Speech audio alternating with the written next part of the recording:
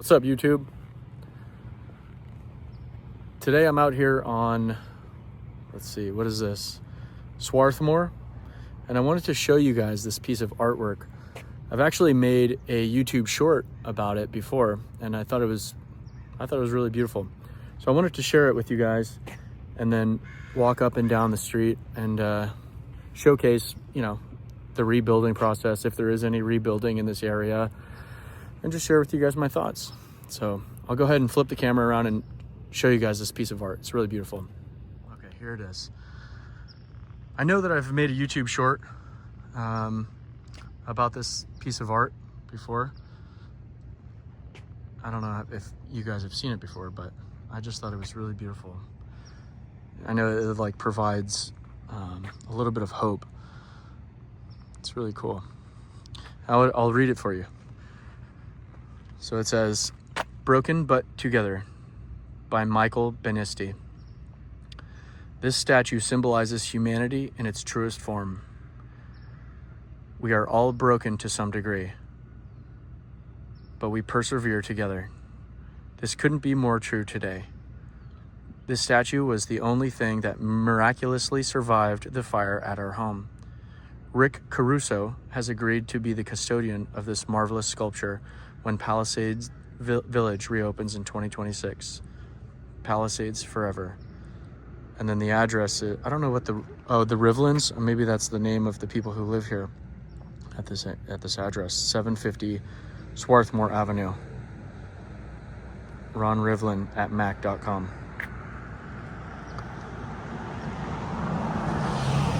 It's a beautiful piece of art. There's actually, and it says the guy's name, Broken but Together, not his name, by Mike. Well, I guess it does. It's Micheal Benisty. I've actually seen artwork in Beverly Hills that looks very similar to this, like the angles and it's not a picture of humans, but it's like I don't know how to explain it. There's a couple of houses I've seen that have artwork that looks just like this, like the platform that they're standing on. So I've seen stuff like this, but this guy must be a famous artist or sculptor. I don't know what it's called, but I guess artist. But I just thought it was really beautiful, and I think it provides a lot of hope for some people. So anyways, I wanted to share that with you guys. And then here's their lot. Looks like they had a small little swimming pool in the back with a jacuzzi. And they went down deep into the ground. And then right across the street, you have this beautiful home. I'm not sure what the address is, but if you look at the roof, it looks like on the first story, there's like metal sheeting on the roof. And then on the top, on the second story, you'll see like a lot of shingles. So it's kind of, and then look at this one right next door. It's really amazing that a house like this survived.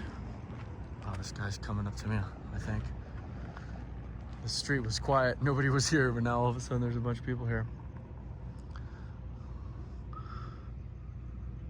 There's a guy right here. Oh, he's a photographer coming to take pictures of this artwork. If you can see it. It's beautiful. So anyways, yeah, this is kind of a miracle that a home like that survived the fire. Both of them, really, when you think about it. It's crazy. And this is 740 Swarthmore Avenue. Doesn't look like there's a lot of construction going on in this area right now. Looks like this piece of property is for sale. I don't know if this is the address, 736 Swarthmore Avenue. I think it's the one right next door. Okay, here it is. 730. That lot's for sale. I don't know if it's been sold. Some of the lots have probably been sold and they still have those signs up on them. Let me zoom out.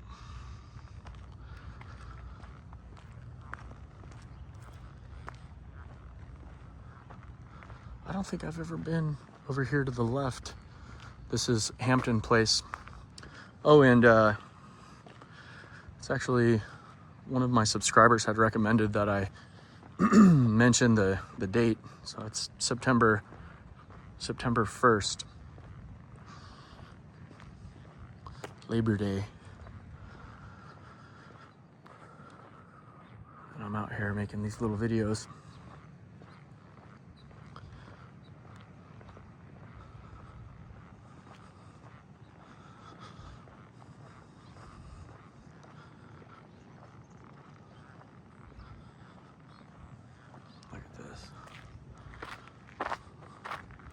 There must have been some homes down there in that little ravine.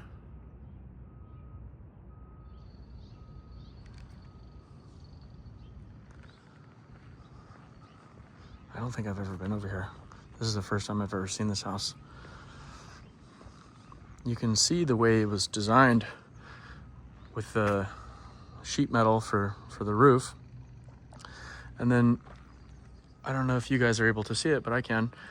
If you look at the gutters, it looks to me like in the corner, there's like a, I don't know, like a screen, like a mesh screen, and maybe that helped prevent embers from going inside the gutter and helped prevent, you know, the place from catching on fire. That's what it looks like to me, unless I'm seeing things. And then obviously, like, it looks like this is a concrete home, beautiful home. Beautiful. No apparent hazard observed. There probably may be people. I probably shouldn't. There's probably people living here right now. Yeah, it looks on the gutters, there's a screen mesh, which probably helped prevent foliage from building up within the gutters and then preventing an ember from going in there and catching fire. I don't know why they don't make, you know, these houses put these metal slabs on, or sheet metal for roofs, and then do all of this for these rain gutters. Like, that seems like a very simple thing to do that could help prevent the house from catching on fire. And then when you think about it, you take a step back here, like, how hard would it be to do some kind of sprinkler system on the roof? You know, that doesn't seem like it would be very hard. And then just require there to be like something in the backyard, like a tank filled with water. If in the event that there's a wildfire, you can have a small pump. I mean, how much money would it cost to do something like that? You know, just sprinkler system on the top of the roof. Seems like it would be a good investment and a small investment to protect your multi-million-dollar house.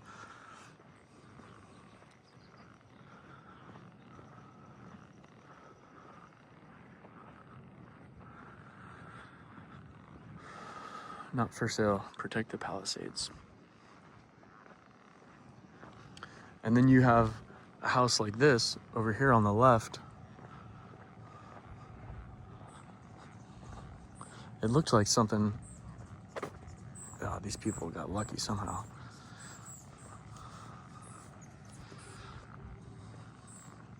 Something was on fire right there. I don't know what. Maybe it was like a tree or something. They got lucky though. They got lucky that those old windows didn't pop. Had this tree in front of that window caught fire, maybe the heat from the tree could have radiated and popped that window. And then this one as well. It's like totally random.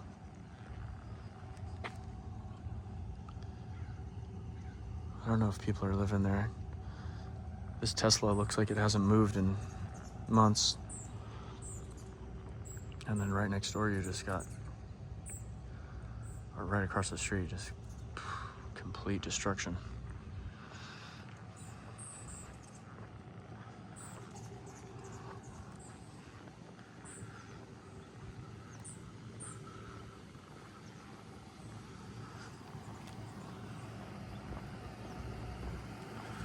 Sanitation.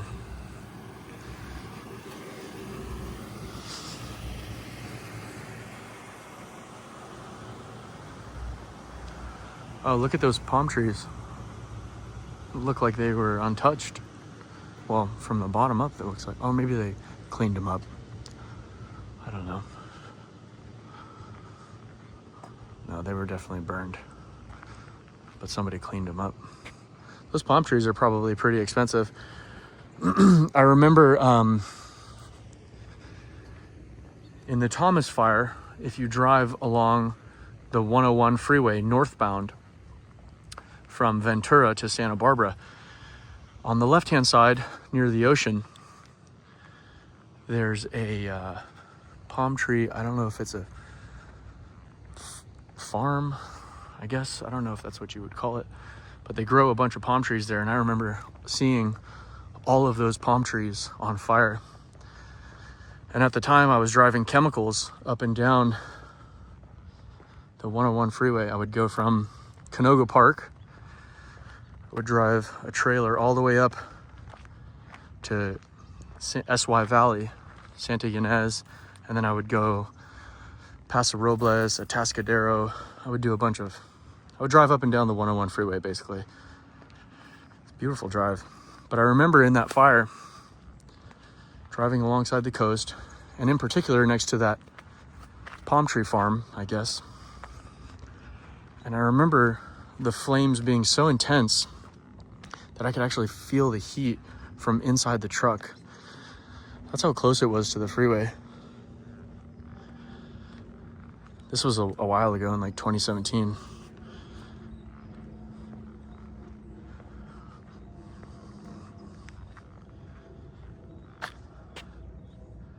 Jeez.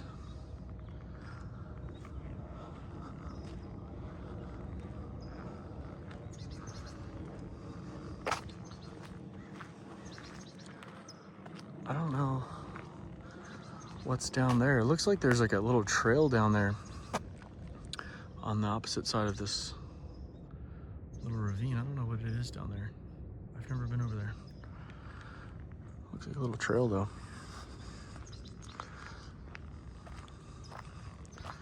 I can tell you, I remember driving through this area before the fires. There was a lot of construction underway. A lot of people were renovating their homes.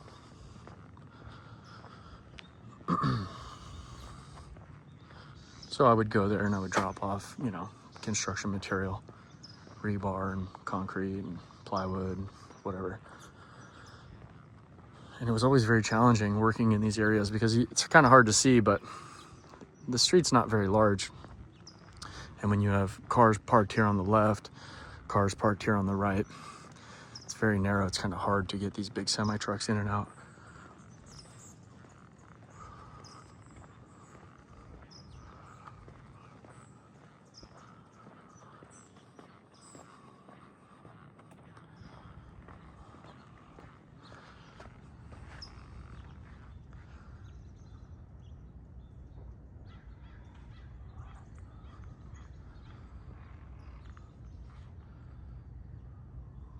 There's a lady walking in the middle of the street. She probably still lives here.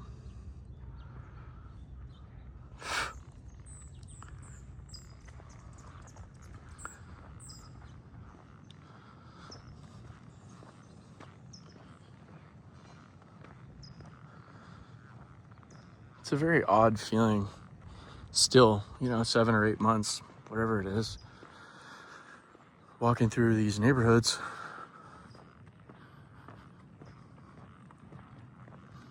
Yeah, like look at this. This is like the perfect example. this little porta potty right here on the right hand side is all melted up and burned. They were probably renovating their home just before the fire. You know, a lot of these homes had appreciated in value a lot. Like, they went up in value millions. A lot of people were probably, while interest rates were low, they were probably refinancing and pulling out liquidity, or pulling out, you know, a money equity from the house and renovating. And that's kind of like the perfect example. Check this out. This is great. Somebody went out of their way to make this sign. That's great, dude. Look at it. What a clown on there. What a clown. Resign now, Karen Bass. That's hilarious. There's another, I made a YouTube video not too long ago with someone put a big ass sign in their front yard. It said, Karen Bass, resign now. Oh my God, that's great. She really isn't doing a very good job. And, you know, the people that live in these communities, they, all of Los Angeles, they really deserve better. There's no way that lady is the best that we got.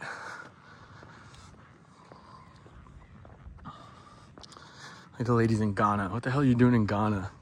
There's homeless everywhere and veterans sleeping on the street on San Vicente everywhere. They actually cleaned it up, but it only took them 5 years to 10 years to do it. You got drugs everywhere, trash, graffiti. Maybe not here in the Palisades, but when you go drive throughout Los Angeles, there's some pretty rough neighborhoods. She's not doing a very good job. And then when a fire breaks out, like, they find out that the ladies in Ghana doing God knows what out there. What the hell are you doing in Africa? So this property is for sale right here. I don't know what the address is. I think we're still on Swarthmore, whatever it's called.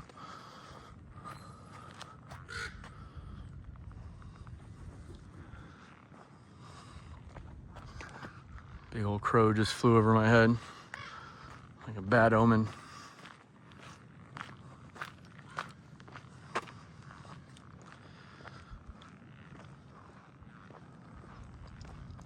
So this is the first home being constructed that I've seen.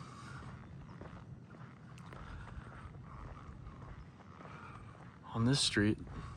There's one over here on the right, and then there's another one off in the distance to the left.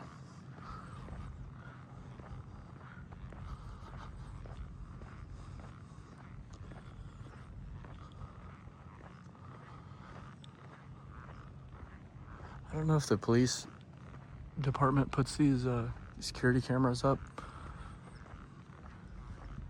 Oh wow, what's this?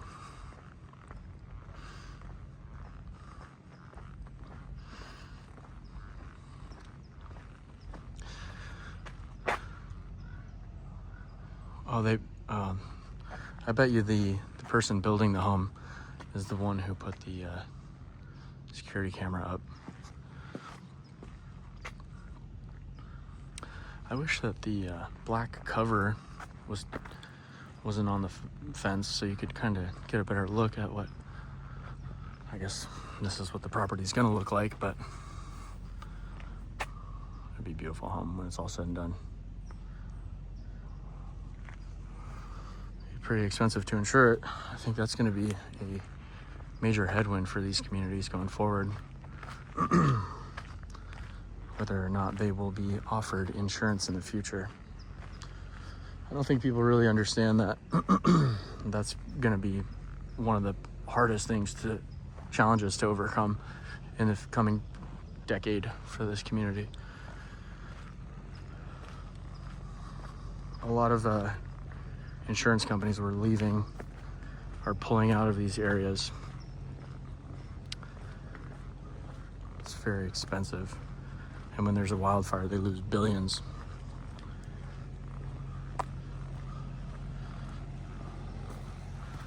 Earlham Street and Swarthmore.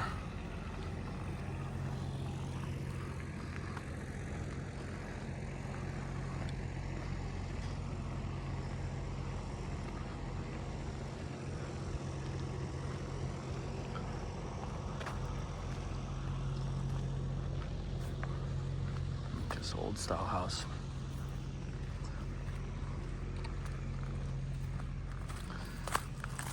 Every time I walk on the sidewalks, I always get lit up by mosquitoes or walk through spider webs. Nobody's out here walking and maintaining the place. I mean, look at the streets.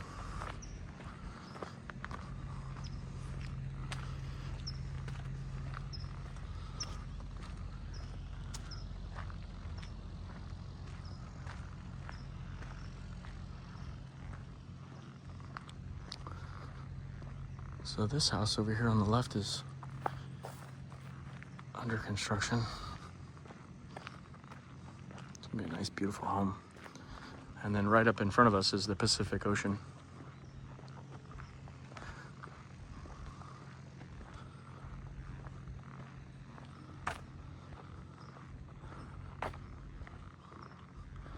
This is 412. Pretty home when it's all said and done.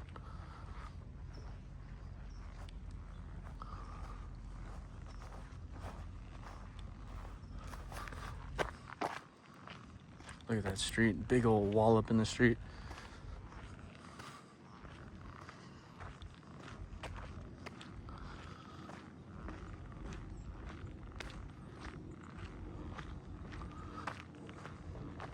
All right, guys, so this video is getting kind of long. Just wanted to give you guys a little update on the rebuilding process here on Swarthmore Avenue and Friend Street, and then showcase that piece of artwork. I thought that was really beautiful. You know, you see that sign over there. I don't know if you guys can see it, but I'm seeing this everywhere. RSG 3D.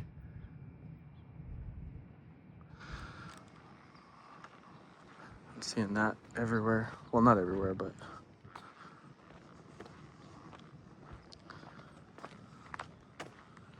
all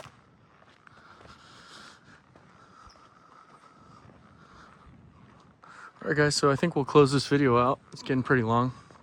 We'll close it out right here with how the residents feel